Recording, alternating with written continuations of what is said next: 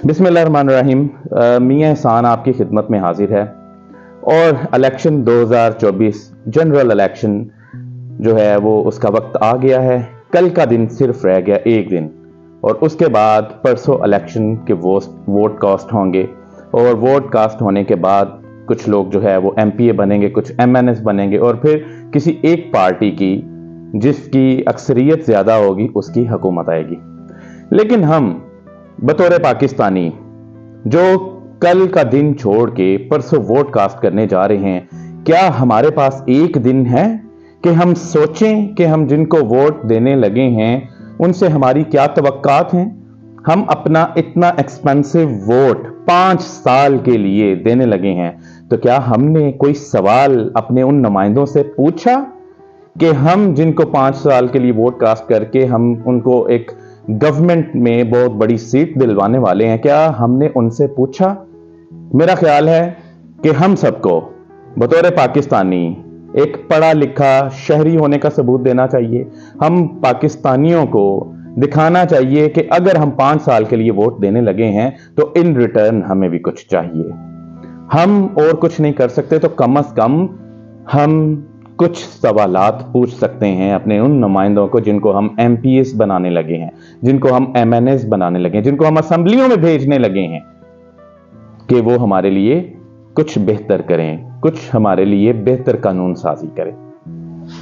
तो मैं जिनको एमपीए और एमएनए मुंतखब करने जा रहा हूं, मेरे उनसे सवालात हैं, और यही सवालात आप भी अपने नुमाइंदों से पूछ सकते हैं। पहला सवाल, मैं आपको कल 2 वोट कास्ट करूंगा, एक एमपीए के लिए, एक एमएनए के लिए। तो मेरा यह सवाल है कि आपके कौन से मकासद हैं जिनको आप एमपीए और एमएनए बनने के बाद पूरा करेंगे। मेरा आपसे सवाल है कि पिछले दौर में 5 साल जब आप एमपीए या एमएनए रहे तो आपने हमारी बेहतरी के लिए कौन सी कानून साजी की, और आप अब जब एमपीए और एमएनए परसों मेरे वोट से बनेंगे, आप मुझे बताएं कि आप आने वाले कल में मेरे लिए कौन सी कानून साजी करेंगे। मेरा आपसे सवाल है कि आप गटर और नालियों से हटके अवाम की फलाह के लिए कौन सी कानून साजी करेंगे।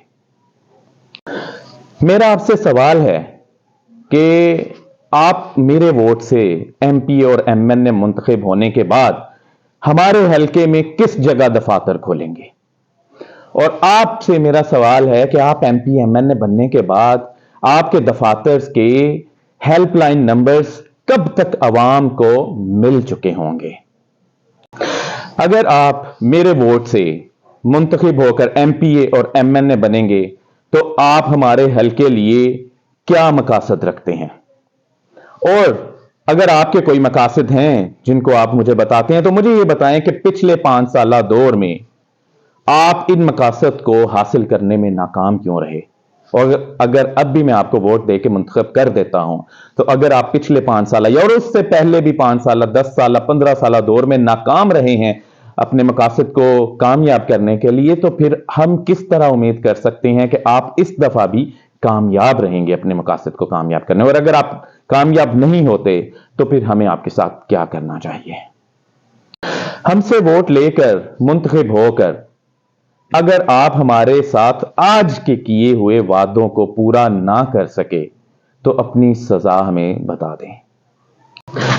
आज मुझे अपने असासाजात की तफसील बता दें, और मुझे साथ में यह भी बता दें कि 5 साल बाद जब आप अपनी मुद्दत पूरी कर चुके होंगे तो आपके असासाजात में कितने फीसद इजाफा या कमी होगी।